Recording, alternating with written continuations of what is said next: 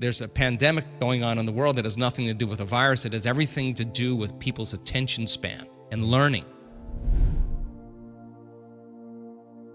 People need a rush of dopamine in order to catch their attention, or a rush of adrenaline to learn. They're dependent on their outer environment to regulate their emotional state. Now, this is different now. Now, I'm going to say to you, get in that beautiful heart of yours, and I want you to feel gratitude for the event before it occurs. Well, I can't feel it because it hasn't happened yet. Yeah, that's the conditioning. That's the hypnosis. So then when you teach people how to create heart coherence and self-regulate, then it makes sense then with a coherent brain, they can hold the image of their future. They can actually then rehearse who they're going to be. They can bring up the emotions of their future. Now, here's the cool part. If they can feel their gratitude before their healing begins. If they feel their abundance or their worthiness before they have their wealth, it will start generating abundance. If they start being in love with themselves and being in love with life, they'll create an equal. That's the law. If they're in awe of life or in awe of the moment, they're going to have a mystical experience. If they're empowered, they're going to start stepping towards a success. So then when we wait for the outer world to change our internal state, that's a conditioning process, because some people will live in lack and separation their entire life because they're not creating anything. When this happens, then I'll feel happy. That's the illusion of three-dimensional reality. That's cause and effect, but feeling the emotion ahead of the experience is causing an effect. So the heart, when it's coherent, tends to produce an external magnetic field that's up to 3 meters wide. Now you got a Wi-Fi signal. Now when you have a coherent brain, the brain could actually lay the information on that signal.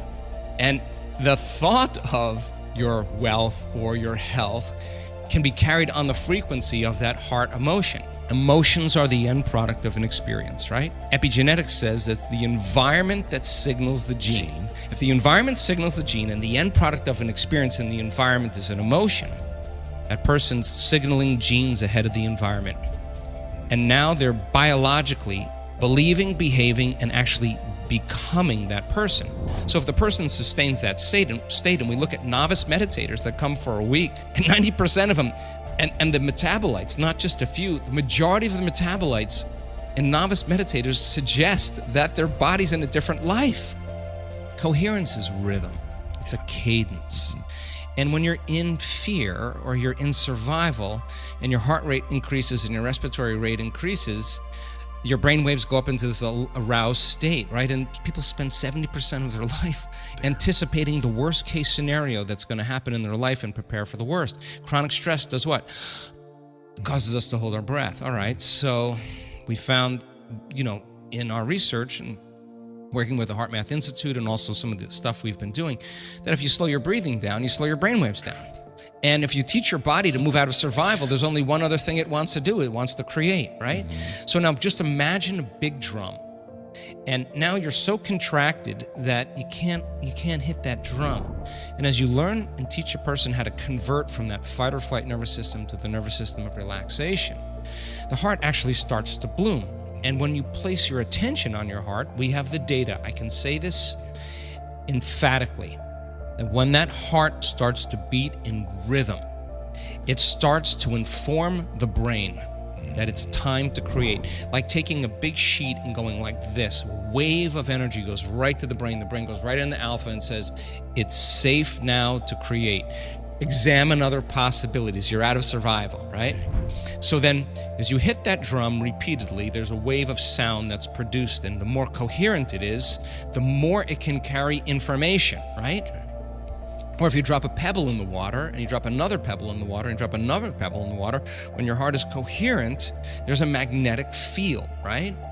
So then the person's having a spontaneous love attack. They've done it enough times, their body's going, hey, it's been about 2 hours without a little love. Well, let me just automatically do that.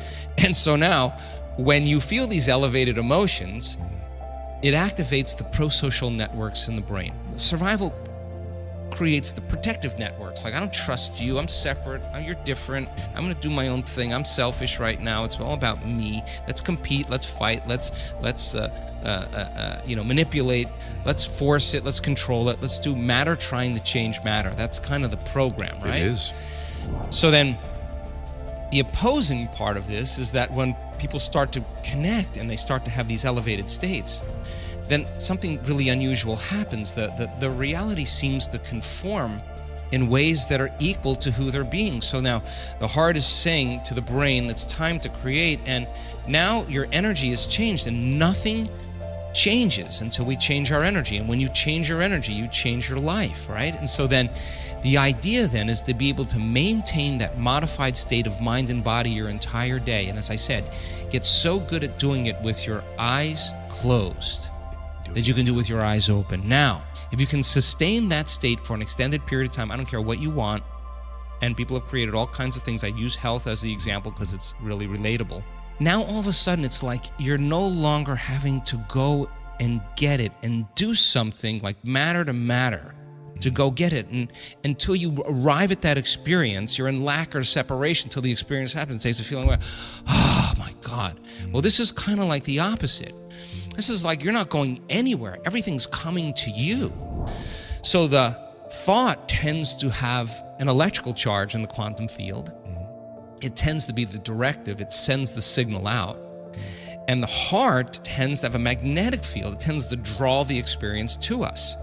So then if you teach people how to create from the field instead of from matter, they will shorten the distance between the thought of what they want and the experience of having it, between the cause and the effect. Now, think about three-dimensional reality.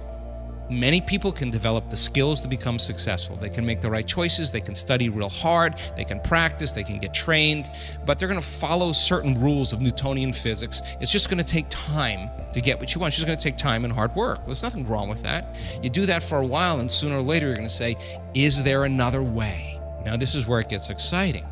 Okay, if it's not matter that's emitting the field, it's the field that's creating matter. If I can change the information in the field, I can change the expression in three-dimensional reality. So if you can teach a person to become nobody, no one, no thing, nowhere, in no time, to become pure consciousness and disconnect and dissociate from everything physical and known in their three-dimensional reality, and we have data to say that people can do this.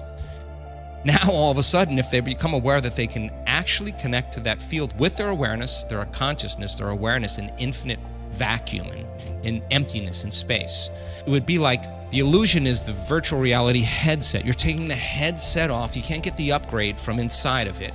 If you could have a coherent heart and a coherent brain and create from the field instead of from matter, every thought in the quantum field produces a frequency. If you can feel the frequency of that thought, and you experience it, you're shortening the distance between the thought of what you want and the experience of it. And you're creating coherent patterns of energy in the field that actually change the hologram in three-dimensional reality. So for me personally, I've done a lot of the matter stuff, got really good at it, and then I just said there's got to be another way. So demystify the process. I don't care what you want. I don't care if it's a trip somewhere or a new life or a new car or whatever. People who do this, what do you think they feel when they see that first synchronicity? You think they're gonna be like, oh, I don't want to meditate tomorrow, I'm gonna do this. Are you kidding? The synchronicity happens and the energy, the surprise wakes the person up and they go, whatever I'm doing inside of me is producing some effect outside of me.